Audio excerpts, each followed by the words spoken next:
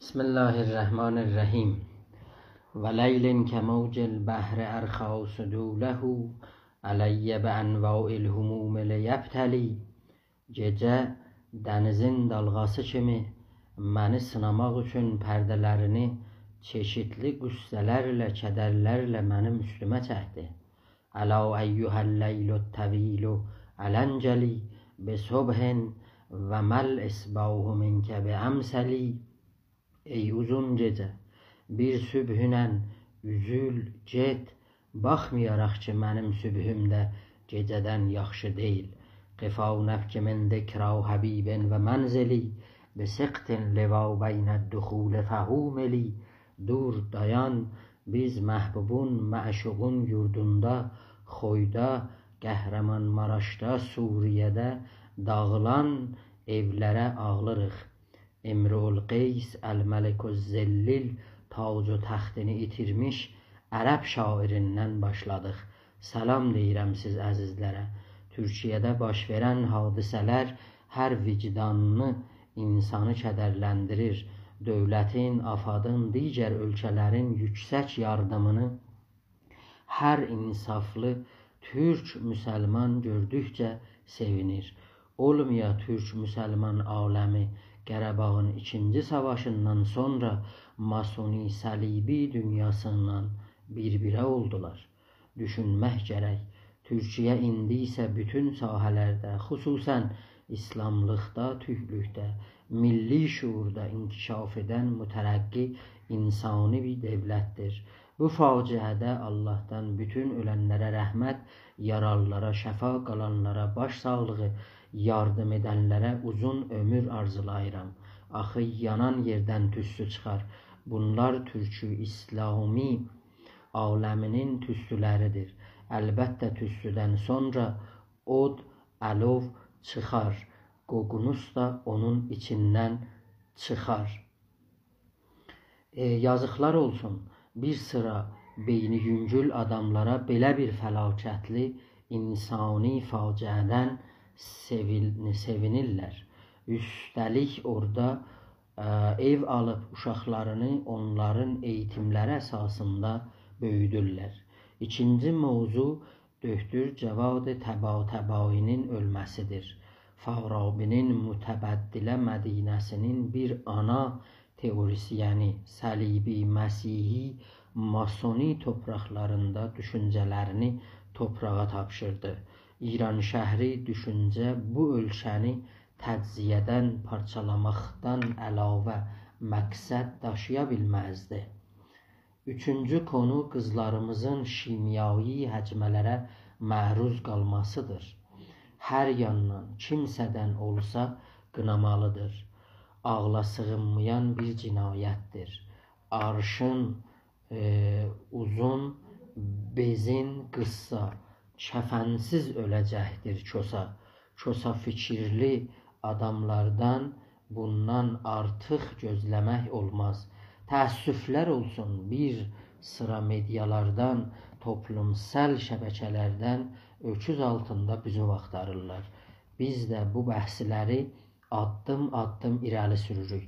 Deyiblər nərdibana addım-addım ayaq qoyarlar. Bir ayaq qoyarlar.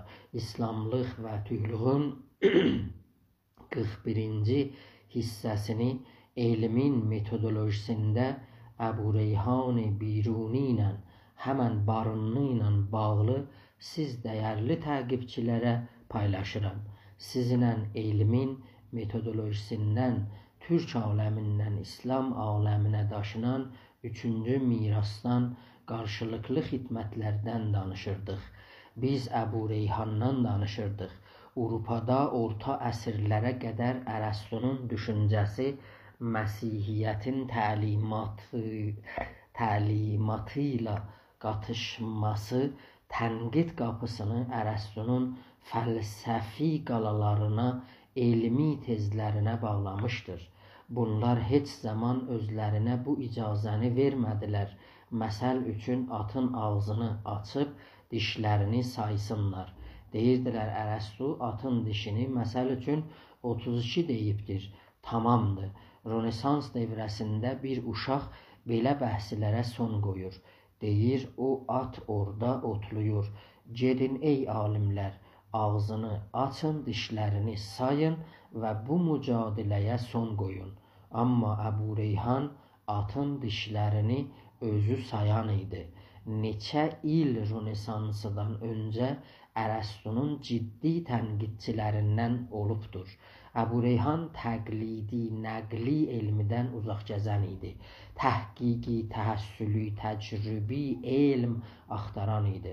Əbu Reyhan da Mevlana kimi düşünürdü. Elmidə mühəqqiq də var, müqəllid də var. Bunlar fərqlidirlər. Mevlana demişdi از محقق تا مقلد فرق هاست کین چو داوود است و آن دیگر صداست. Arayan haradan olar yansılayan, arayan Davuddur, yansı yalan. آن مقلد صد دلیل و صد بیان در زبان دارد ندارد هیچ can. Yansı əhli yuntayır yüzlər dəlil, sözünün yoxdur canı pəltəhdi dil. علم تقلیدی بود بهر فروخت چون ببیند مشتری خوش برفروخت. Yansı elmi satışa xatirdi çün, müşteri tapsa gözə dürtər özün. مشتری علم تحقیقی حق است دائما بازار او با رونق است. Doğru elmə çünki haqdır müşteri, bazarı işləhdir, solmaz gülləri, yəni işləyəndir. Biz Əbu Reyhan Biruninin Əs-Səydənətü Fit-Tibb kitabı ilə bağlı danışırdıq. Dedik bu kitabın ərəbcə nüsxəsini yazan İbrahim ibn Muhammed ibn İbrahim Qəzənfər Təbrizidir. 678 Hicri qəməridə bu kitabı istinsaq eləyibdir. Qəzənfər Təbrizi Əbu Reyhanın çoxlu həvəskarı sevəni idi, amma xəttindən çox gileylənirdi. Bu kitabın orijinal ərəbcə nüsxəsi birinci dəfə Profesor Zəki Vəlid Tuğan bir kitabxanədə Bursa şəhrində kəşf edir. Təbrizli Qəzənfərin də doğum günü 630 Hicridə olmalıdır. İbnül Qulam Qunevi Qəzənfər Təbrizinin nüsxəsini yazanda ona Filsufur Rum deyirdi. O riyaziyyatda, nücumda geniş əli var idi. Eyni halda bir filsuf idi. Quniyyədə Səlcuqluların mərhəməti sayəsində yaşam sürürdü. Ola bilsin Moğolların həmləsində yaxud Misirlərin hücumlarında canını əldən vermiş ola. Xuzi kələməsi bu kitabda 50 dəfəyə yaxın gəlir. İşarəsi ümumiyyətdə Xuzistanlı ərəb təbiblərinədir. Bu kitabın bir qaynağı Cibul Ərus kitabıdır.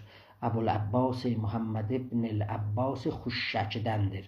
Bu kitab ətir düzətməkdə İslam aləminin ən şöhrətli, tanınmış kitabıdır.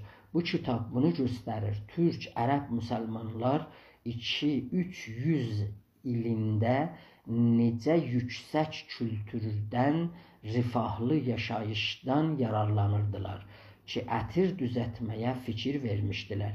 Xuşşək Kabulun yanında Təxaristanda bir şəhrimiş. Bu kitabı Döktür Zəryab Xoyi təhsih edir. Nəşr Danışgahı Mərkəzi 1370-də bu əsəri yayır. Əbu Reyhan bu əsərdə səhifə 79-da əcib bir cümlə deyir. Əl-həcvu bil-ərəbiyyəti əhəbbu iləyyə minəl-mədh bil-farsiyyə. Məncə ərəbcə yaman yoğuz, farsıca mədhidən, tərifləməkdən yaxşıdır. Və yəstərifu misdaqə qavli mən təəmmələ kitabə ilmin qəd nuqilə iləl-farsiyyə. Farsca dilində çevrilmiş elmi yazılara baxan adam mənim sözümün düzlüyünü tanıyar. Keyfə zəhəbə ronaquhu və kusifə baluhu və svəddə vəchuhu və zavləl intifau behi. Onun zərq o bərqi gedən zaman mənasını kölgə bürüyər, zahirini qaranlıq tutar. Ondan yararlanmaq, bəhrə aparmaq aradan gedər. از لا تصلح هذه اللغة الا الاخبار الکسرویه و الاسمار اللیلیه. Buna görə ki, bu dil təkcə şahların əxbarı, gecə nağılların işinə gələr. Vəl-ərəbu fi məbadihim bil-badiyyəti qavmun ummiyyun yuəvvilun fit-təxlid ələl-hifz və tələqquf minəl-əlsinə.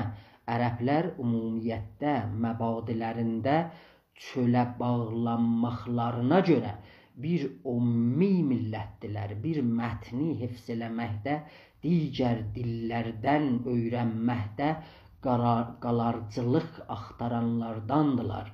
Buna görə şeir ərəblərdə mərifətlərin divanlarıdır.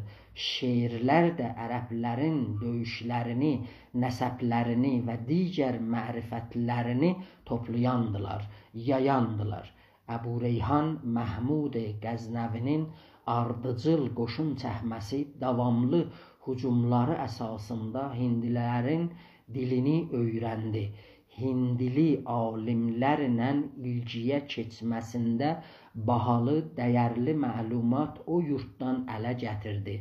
415 Hicri qəməridə Qəznədə Volqa tühlərinin komutanları ilə görüşür. Coğrafiya ilə bağlı görkəmli məlumat qazanır. Volqa elçilərinin birisi Məhmudun yanında deyir, şimalın uzaq yerlərində həmən qutbuda günəş gahdan neçə gün batmır. Məhmud Qəznəvi təəccüblənir, amma Əbu Reyhan Biruni onun təəccübünü cavablandırır, deyir, bu olandır.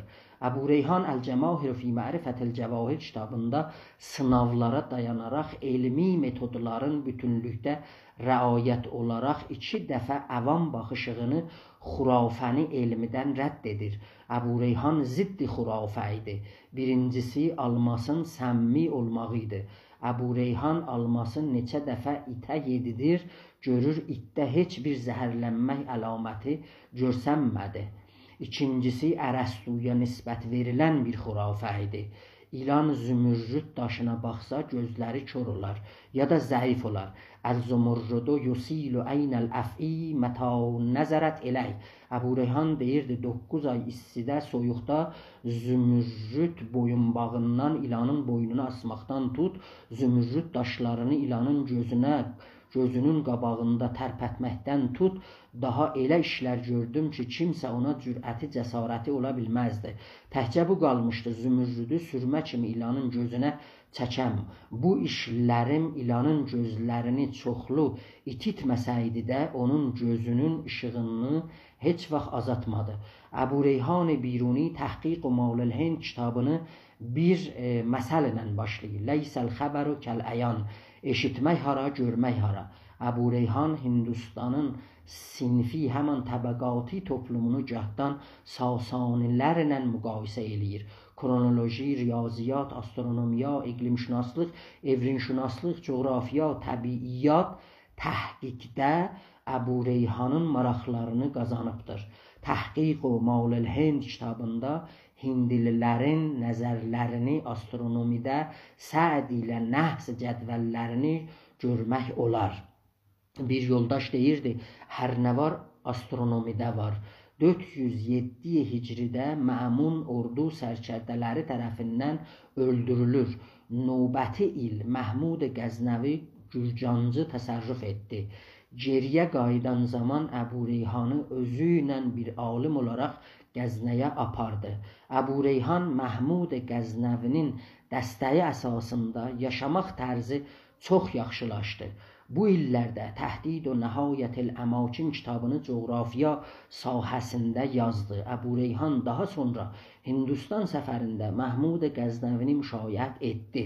Əbu Reyhan 418 Hicri qəməridə İstixracul Ovtar risaləsini yazdı. Həman ildə Məhmud Qəznəvinin sarayına Çin və Uyğur tühləri ilə gələn nümayəndələri ilə, heyətləri ilə görüşdü.